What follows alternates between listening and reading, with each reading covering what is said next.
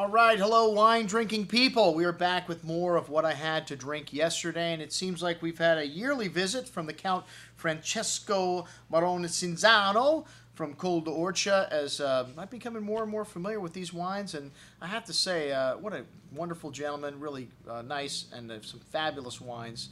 He was the head of the consortium until 2003 when they had this big scandal, and several of the big properties were caught putting Cabernet in with their Sangiovese. Hey, you got my peanut butter with your chocolate. And, well, many other people were, actually probably guilty of putting Cabernet in their Sangiovese in that year. And I think the Count decided to resign because, he just thought that what the heck is good of, being a part of a consortium if nobody follows the rules. Anyways, some very good wines. He makes a very classic style of Brunello di Montalcino and some IGTs, some other New World wines. And he has got some older vintage things available, which is nice. You don't see a lot of people in Montalcino with older vintages stashed away.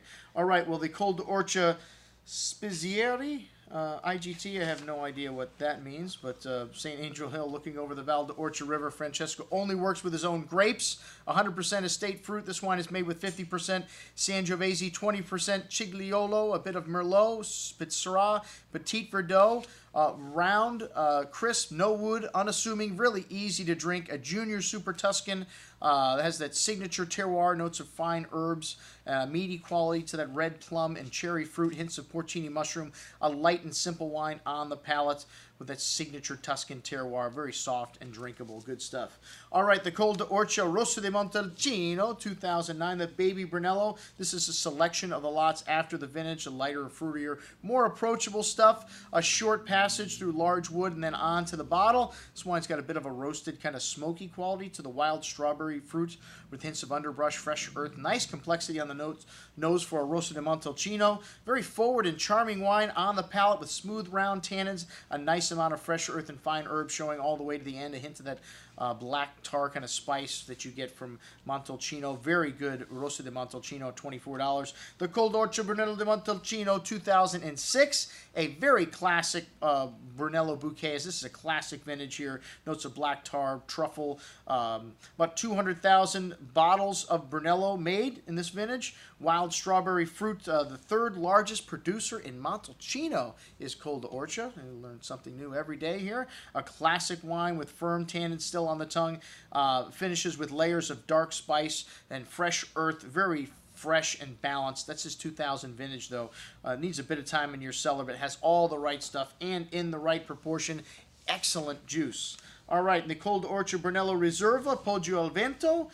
This is, well, 2001, so this wine has got, 10 years plus bottle age on it already. I always tell people they hold Brunello di Montalcino for 5 years before it's released. It's one of the longest held wines, and it still needs 5 or 10 years in the cellar before it is ready to drink. All right, well, this name refers to the windy ridge that this vineyard is located on, along with a 500-year-old oak tree. 500 years? Wow. All right, very complex bouquet of mushroom, dark cocoa, black licorice spice, dark plum, and berry fruit showing on the nose. And they had a spring frost in 2001, a very elegant and refined vintage. And these wines are really reflective of that on the palate now. The tannins have started to soften even more, even though this wine still has got 10, 20 years in the cellar at least, still has some tannins and a lot of concentration in fruit and lovely freshness. The acidity is what really you need for keep a wine long term, and all those nuances from the nose echoing in the finish. Most excellent juice.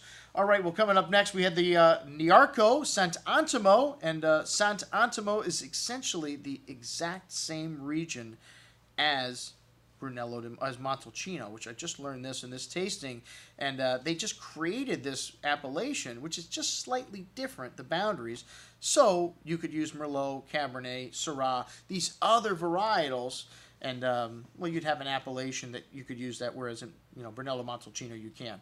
So all right, news to me. This wine has 18 months in barrique aging, fresh and lush, but also has good structure here. Dark currant, dark plum fruit on the nose, fresh plowed black earth spice, hints of black licorice, nice complexity on the nose. the childhood friend of Alexander the Great is who NEARCO was. He's famous for his racing horses, I guess, and he was created the most important bloodline for horses. So that's where the name comes from. I always like to get the story behind the name with the wine also. A very fruit-forward wine and appealing on the palate, but also gives you that Tuscan terroir and that hand of spice and lovely acidity holding things together. Excellent juice, the Sant'Antimo NEARCO. All right, well, the Count also has a project in Chile. This is called ERASMO, and this is a dry-farmed biodynamic vineyard and wild yeast, long macerations. This is a blend of Cabernet Sauvignon, Merlot, and Cabernet Franc. The name of a farmer in the area is how we get the name for this vineyard site here, I guess. Planted the vineyard in 1997. First vintage was 2001, so these are still very young vines. A nice amount of that fresh earth, typical Chilean terroir, that fine herbs and complexity on this wine, and a host of spice and earthy notes on the finish, dried tobacco, dried herbs. 80,000 bottles produced, an excellent bottle of wine at $31, the Erasmo from Chile. All right, the Torrontes late harvest, or Torontel, what they call it there. This is one of the original grapes brought to South America. The conquistadors brought two mission grapes, Torrontes. They found an 80-year-old vineyard planted to this, head prune vines, and incredible juice. This is the best Torrontes I've ever had. Lovely aromatics on the nose. Honeysuckle, orange peel notes, candied citrus, grapefruit, dried apricots. Very aromatic, sweet and lovely on the tongue with incredible balance. They finally found something to do with the Torrontes varietal that is exceptional. Turn it into a dessert wine. Genius, Francesco. Thank you very much for stopping by once again this year. And some excellent juice from our friend at Col d'Orcia. I'm your host, Andrew Lampisoni, signing off for the Wine Watch, saying remember, always drink the good stuff first.